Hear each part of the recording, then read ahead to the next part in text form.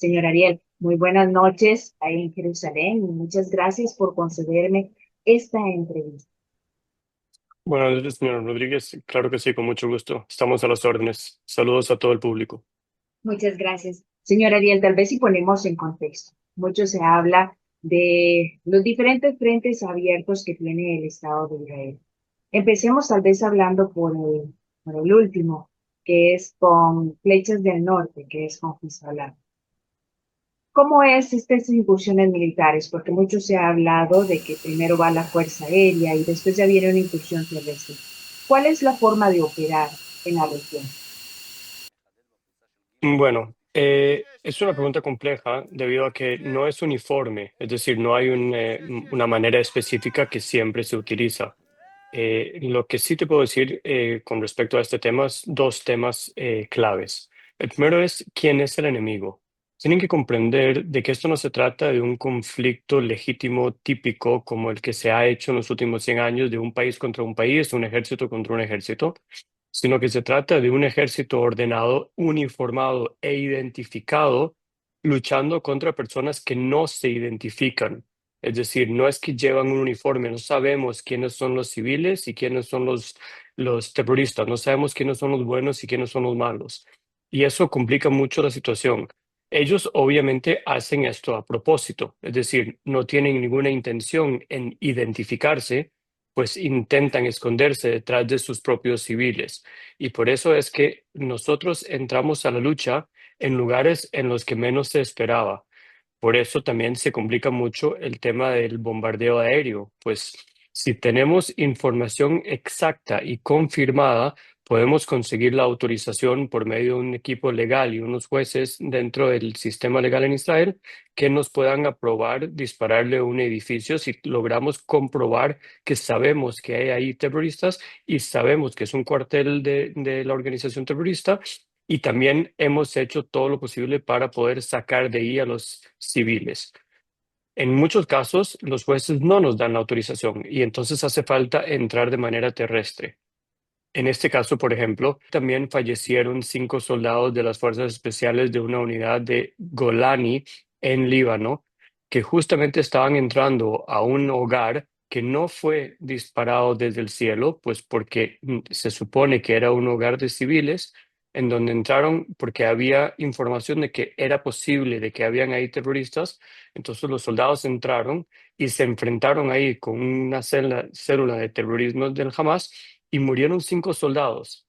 Es decir, si hubiéramos sabido con confirmación de que habían terroristas en ese sitio, pudimos haberlo disparado del cielo, pero como no teníamos los datos exactos, tuvimos que mandar a nuestros jóvenes a enfrentarse. Y aquí fallecieron 5 personas, 5 familias que han sido destruidas debido a que no conseguimos la autorización de poder disparar desde el cielo porque no teníamos la confirmación de que habían ahí terroristas o de que no teníamos cómo comprobar de que no habían civiles. En este caso se trataba de un cuartel de guerra del Hezbollah que parecía como un hogar común y corriente dentro de un pueblito en el medio de una zona pintoresca en el sur del Líbano. Ese es justamente el problema, que estamos enfrentándonos a una organización terrorista que está escondido dentro de la población civil. No es que tienen sus bases militares alejadas de zonas civiles, no. Ocupan un hogar como cualquiera, o una escuela, o un hospital, o una mezquita y luego nos acusan de ir a buscarlos en zonas civiles o de que terminan muriendo civiles, que también es un tema sumamente interesante. Todos son civiles. Es decir, también todos los del Hamas son civiles. Hablan los mismos del Hamas en Gaza, hablan de la muerte de 40.000 civiles. Yo no les creo a esos números, pues son ellos los que los inventan. Pero digamos de que sean, no importa, 2.000, digamos, solo por el ejemplo. Los 2.000 civiles que digan en este ejemplo, igual son gente del Hamas, pues ellos también son civiles. O sea, no se autodenominan como soldados, sino que se autodenominan como civiles.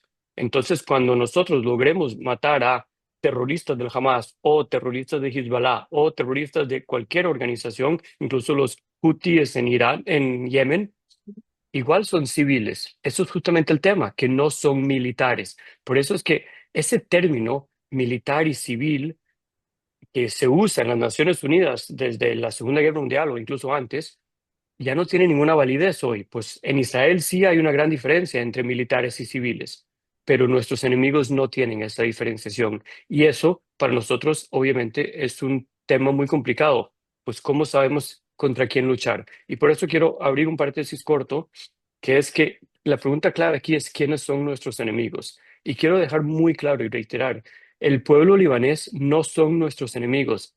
El pueblo iraní no son nuestros enemigos, el pueblo de Yemen no son nuestros enemigos, incluso el pueblo palestino mismo no son nuestros enemigos. No tenemos nada en contra de ninguna persona solamente por tener un pasaporte específico de una nacionalidad específica o por tener una religión específica. Para nada, lo contrario. Nosotros podemos ser felices amigos de cualquier persona, irrelevante a su nacionalidad o a su religión. Los únicos enemigos nuestros son las personas que han jurado dedicar su vida a nuestra destrucción.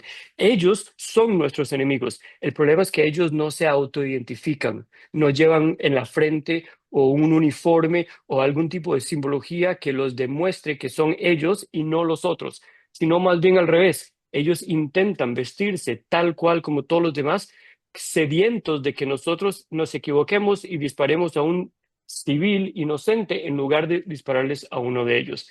Esa es la esencia del problema. Aquellos que están tratando de defendernos y aquellos que están tratando de crear más muerte.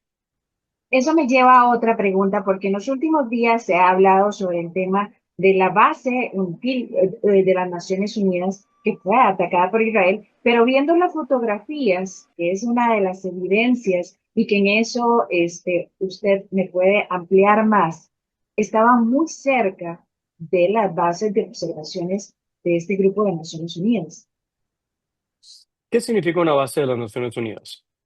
La UNIFIL, que es la que estamos hablando, que en teoría es la que la resolución 1701 debería estar Eso, vigilando y no permitiendo que el Hezbollah se ubique en la zona sur del por Líbano. eso, por eso te pregunto ahí va dirigida mi pregunta. ¿Qué significa una base de las Naciones Unidas? Pues la resolución 1701, exactamente como tú dices, era una resolución en la que Israel depositó nuestra confianza en las supuestas Naciones Unidas, que ellos se iban a encargar de que no hubieran terroristas de Hezbollah más al sur del río Litani en el Líbano. Pero eso es una farsa, nos engañaron, nos mintieron. O sea, yo no estoy insinuando de que las Naciones Unidas nos hayan mentido, no. Yo estoy seguro que las Naciones Unidas como organización tenía las mejores intenciones de hacer todo lo posible para apoyar y pararse detrás del acuerdo que ellos mismos crearon, pero era una farsa. Hezbollah armó túneles, campos enteros de batalla y cuarteles, todo en el sur del Líbano.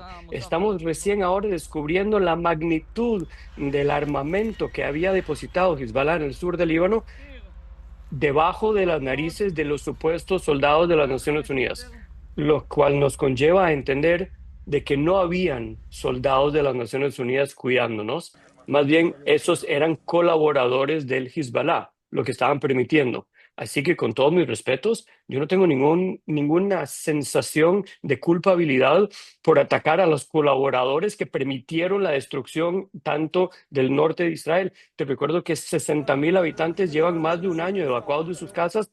Decenas de miles de cohetes han estado cayendo como lluvia sobre Israel desde las zonas donde se supone que las Naciones Unidas tenían que habernos estado protegiendo. Por favor, seamos sinceros, eso es una mentira. Así que decirnos ahora de que UNIFIL es una base de las Naciones Unidas es como decirnos que UNRWA es una organización de las Naciones Unidas en Gaza, pero ya vimos que los mismos empleados de UNRWA eran los terroristas del Hamas que violaron a las niñas en el Festival Nova. Así que, ¿qué significa ser un empleado de las Naciones Unidas o ser un soldado de las Naciones Unidas? En esta zona del mundo no tiene ningún valor eso. Señor Yarel, y otro tema muy importante es que las fuerzas de defensa del Estado de Israel se comunican con anterioridad antes de una incursión terrestre, antes de una incursión aérea. O sea, se comunican no en hebreo, sino también en el idioma árabe para que los civiles y los milicianos que se camuflan con los civiles estén advertidos de dónde es la incursión. Correcto, nosotros avisamos de antemano en dónde vamos a atacar tanto de manera aérea como de manera terrestre. sabemos lo ingenuo que suena eso, ¿sí? O sea, algunos deben estar pensando, pues, qué tontos, ¿cómo es que avisan de antemano a dónde van a atacar? Nosotros avisamos de antemano a pesar de que sabemos de que nos van a preparar emboscadas y sabemos de que eso va a causar la situación de que aquellos que quisiéramos atrapar van a huir, pero también sabemos de que van a poder salvarse la vida de los inocentes civiles. Y al final de cuentas, eso es lo primordial. Aquí hay una prueba concreta de que para nosotros lo primordial es proteger la vida de los inocentes, los que no tienen la culpa de nada, a pesar de que eso nos va a causar daño físico a nosotros, a nuestros soldados y a la posibilidad de poder cumplir con nuestros objetivos de la mejor manera posible. Pero no es que seamos ingenuos, porque mucho de lo que pueden evacuar es verdad, van a poder huirse, pero no van a poder llevarse los túneles que crearon y no van a poder llevarse los cuarteles que crearon y los sótanos y los búnkers que tienen debajo de las casas y tampoco van a poder llevarse la enorme cantidad de armamento que han estado almacenando ahí, porque no es que les damos semanas de tiempo, sí, les damos días. Y nosotros no solo les damos días, sino que observamos qué es lo que pasa en esa zona mientras se están evacuando para ver qué es lo que se están llevando. Pero luego llegamos y sí logramos descubrir los cuarteles y los túneles y los búnkers y todo el armamento. Eso sí logramos adueñarnos de eso, atraparlo y sacarlo de uso. Es verdad, estamos perdiendo la posibilidad de poder atrapar a los terroristas, a pesar de que en muchos casos muchos de esos terroristas permanecen tratando de generarnos emboscadas y al final logramos enfrentarnos a ellos también, logramos también matar a los terroristas y encontrar el cuartel que ellos tenían debajo de esa casa. A veces pasa mejor, a veces pasa peor, pero lo importante aquí es logramos salvar la vida de los inocentes civiles. Los inocentes no tienen la culpa, incluso si son los hijos de los mismos terroristas. Nosotros no creemos que los hijos tienen la culpa de las acciones de sus padres. Así que, por supuesto, si podemos hacer algo para asegurar el bienestar y la vida de los niños inocentes, esa es nuestra primera intención. Señora, y usted como parte de lo que perteneció a un grupo élite de las Fuerzas de Defensa del Estado de Israel, un elemento que hace la diferencia es su operación y los que conforman la inteligencia de las Fuerzas de Defensa de Israel, que logran tener información de primera mano de cómo actúa el enemigo. Sí, el sistema de inteligencia es clave para poder realizar cualquier tipo de batalla. Desde el Sun Tzu en China siempre hemos sabido que inteligencia es una de las herramientas más importantes en el campo de batalla. Y por supuesto que la inteligencia se tiene que adquirir previo al ataque, pero también durante la guerra misma. Hemos tenido grandes fallos. El 7 de octubre fue un fracaso a nivel inteligencia y todavía se está estudiando y se estudiará por muchos años a dónde fueron las esencias del fracaso más terrible de la historia del Estado de Israel. Pero también tenemos grandes logros en el área de la inteligencia, como por ejemplo los beepers con Hezbollah o la ubicación física de personas como Nasrallah, por Ismael que ejemplo. estaba en Teherán, el señor Ismael que estaba en Teherán. También, sí, Ismail Haniyeh, que estaba en Teherán. O sea, sí es que sí tenemos altas capacidades de inteligencia. Mucha de la inteligencia es conseguida o adquirida por medio de agentes de inteligencia de Israel. Mucho es por medio de inteligencia comprada, ¿sí? Información que otras personas nos dan a cambio de dinero o algún tipo de beneficio que reciben. El sistema de Israel en el área de inteligencia es muy elaborado y de los mejores que hay en el mundo, pero también falla. La inteligencia no es 100%, lamentablemente, y sufrimos las consecuencias del hubris que tenía el Estado de Israel con las atrocidades del 7 de octubre.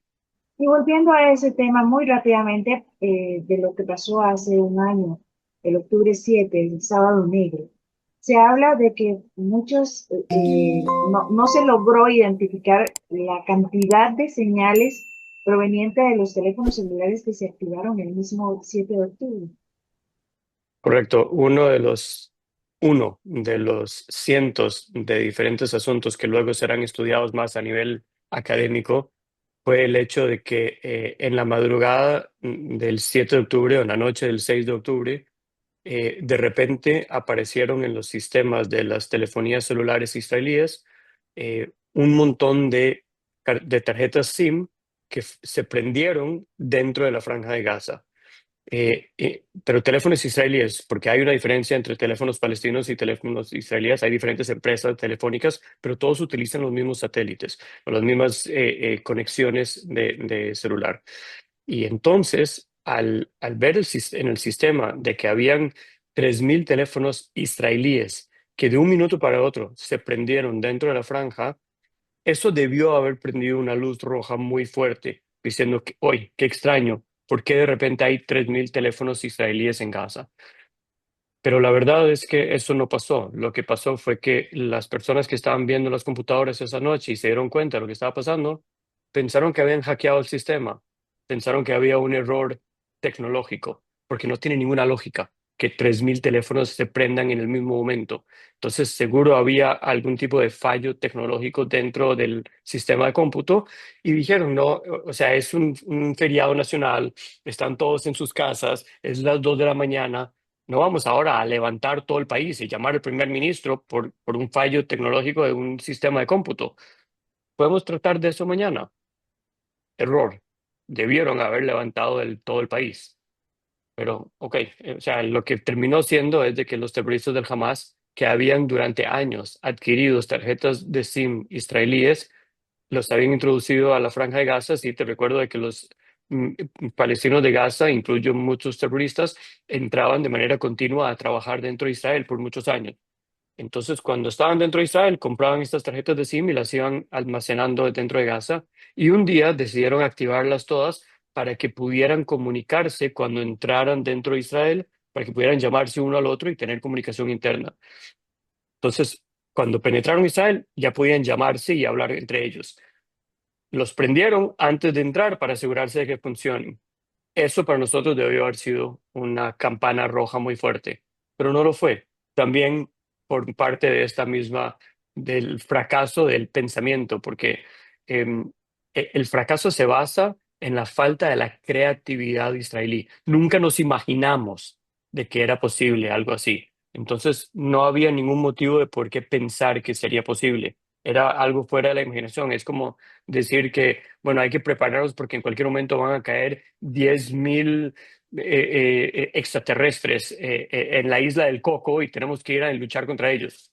Nadie se imagina que eso pase, entonces no vamos a gastar tiempo y esfuerzo en prepararnos para, para ver qué hacemos en caso de que eso ocurra, porque eso no va a ocurrir. Al igual pensábamos nosotros, estábamos preparados para que un túnel o algo permita la entrada de 3 o 4 terroristas que buscan secuestrar a alguien, como lo han hecho en varias ocasiones. Estábamos preparados para eso. Nadie estaba preparado para que más de 3.000 terroristas penetraran en la franja en más de 33 lugares simultáneamente. Era, era inimaginable. Dice que íbamos a hablar de otro tema, pero no puedo pasar por obvio la eliminación de Sinwar, líder de Hamas, después de que Ismael fue eliminado en Teherán. ¿Cómo se toma esto y qué pasa con los secuestrados? ¿Qué pasa con los 101 secuestrados? Que es la mayor incógnita, porque ya por pruebas de ADN ya se sabe que es Sinwar, no solo por su dentadura, sino también porque él fue prisionero, se les tomó pruebas de ADN, además de que fue sometido a una operación. Entonces, la evidencia de que es Sinwar está clara. Pero ¿qué pasa con los 101 secuestrados? Es una buena pregunta. Lamentablemente no soy un profeta, no tengo una bola de cristal, no te sé decir exactamente qué va a pasar, pero te puedo decir qué es lo que espero que pase o qué me puedo imaginar que va a pasar. Eh, Gaza sigue siendo controlada por Hamas. El Hamas sigue vivo, a pesar de que toda la cúpula superior de los líderes ha sido eliminada. Para cada persona hay un reemplazo y para cada reemplazo hay otro reemplazo. También para Sinwar va a haber un reemplazo.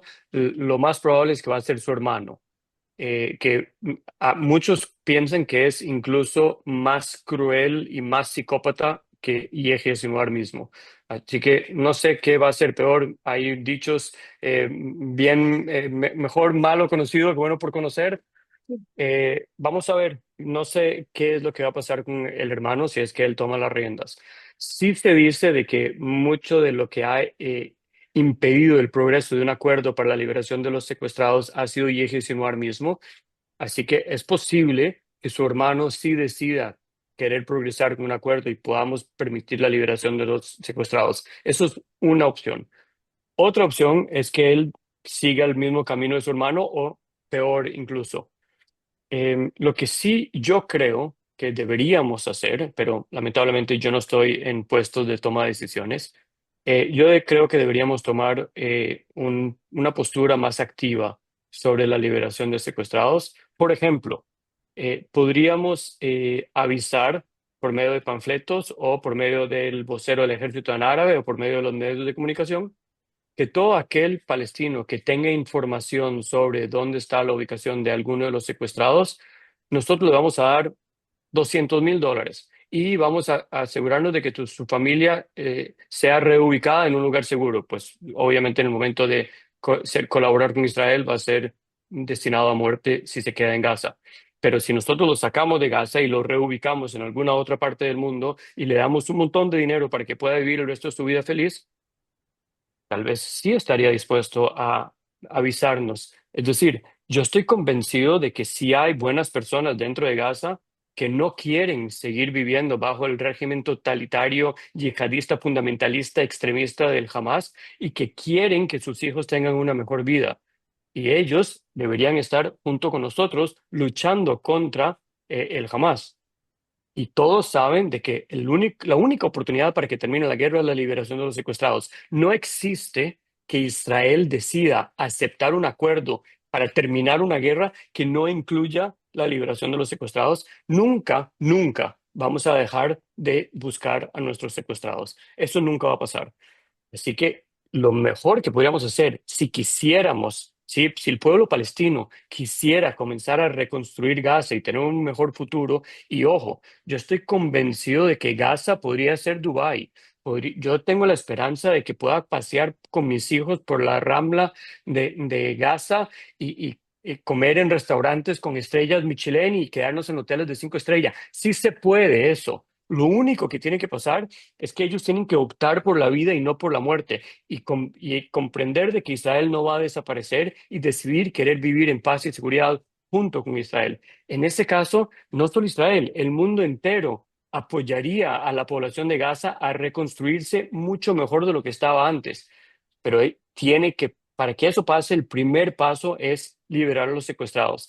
Pero mientras Hamas sigue en el poder, porque te recuerdo que el Hamas aún sigue vivo, tanto a nivel militar como a nivel gubernamental. Mientras el Hamas sigue vivo, yo creo que la mayoría de la población en Gaza tiene miedo de salir en contra de ellos, apoyando a Israel.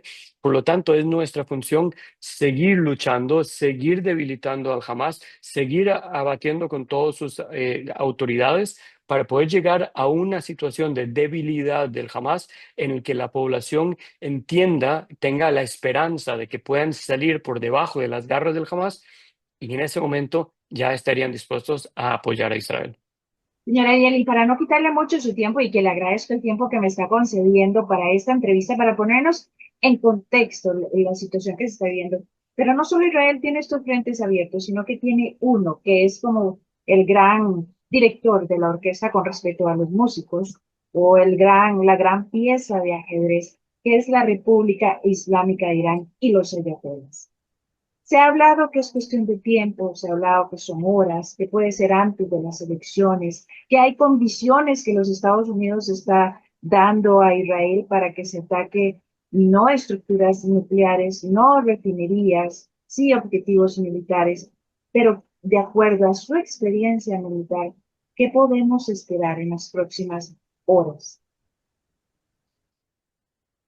Lamentablemente, estamos en una situación mucho más complicada de lo que parece, principalmente debido a que Israel no actúa solo.